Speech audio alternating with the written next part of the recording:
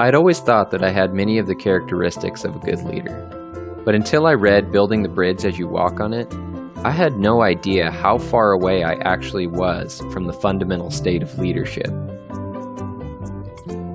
You see, I, like so many other times in my life, was not actively working on filling my gaps in integrity, thus never allowing myself to achieve excellence. My biggest gaps in integrity, the things really keeping me in the normal state, is that for far too long I have been comfort-centered and self-focused. Rather than working towards finding my purpose, I've tended to take the easier path while only keeping myself in mind. For me, that has often meant going to work and doing my daily routine rather than thinking about how I can drive our mission forward. Going to school and only thinking about how to get the best grade rather than what I can really learn. I begin my path towards the fundamental state of leadership with appreciative inquiry. For quite some time, I've been asking myself, how can I find more purpose in what I am doing? In asking this, I'm approaching it as a problem that I can solve, and thus I've been in the normal state. I've only just begun to move away from this thinking by finally asking myself a new question. Why am I trying to find more purpose?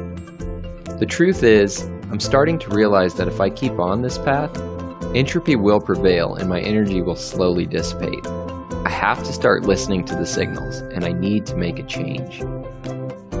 I've decided to bring energy into the system and to begin focusing on what I believe is unique about me. While not many would know it because it's something I try and hide from others, I'm a storyteller. I love writing stories and capturing them visually through photography. I always have. In an effort to begin focusing on adaptive confidence, I've begun writing again. And unlike many times before when I didn't want to face uncertainty, I'm sharing it with others. When I first told my wife I was writing and even went into the details of the story, something happened. She actually began telling me about a story she wanted to write herself, something I never even knew she was interested in. It didn't stop there either. The next day, at a dinner with friends, I opened up and told them about my story, something I didn't think I would ever do.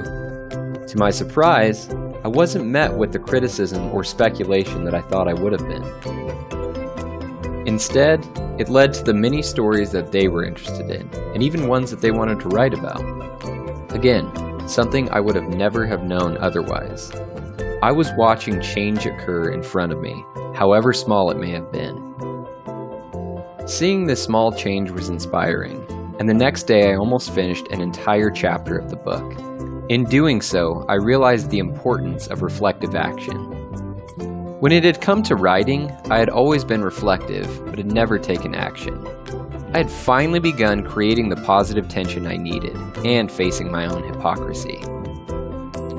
I realized reflective action can't stop here. To keep filling my integrity gaps, I must focus every day on what I believe my purpose is, and this means I must continue to write and create my story.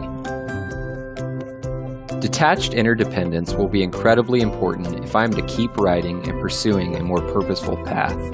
No one will hold me to writing. I will have no one to blame if I don't do it. I will have to focus on taking responsibility and remaining disciplined if I ever want to reach the last chapter of my book.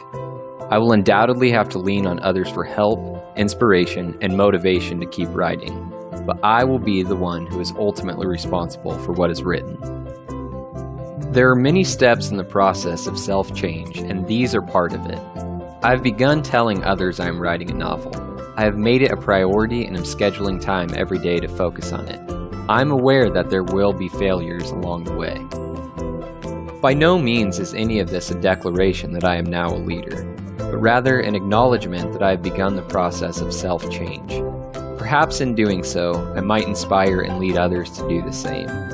Whether it's writing a novel or any other endeavor, we all have to start somewhere. For me, that's picking up the pen.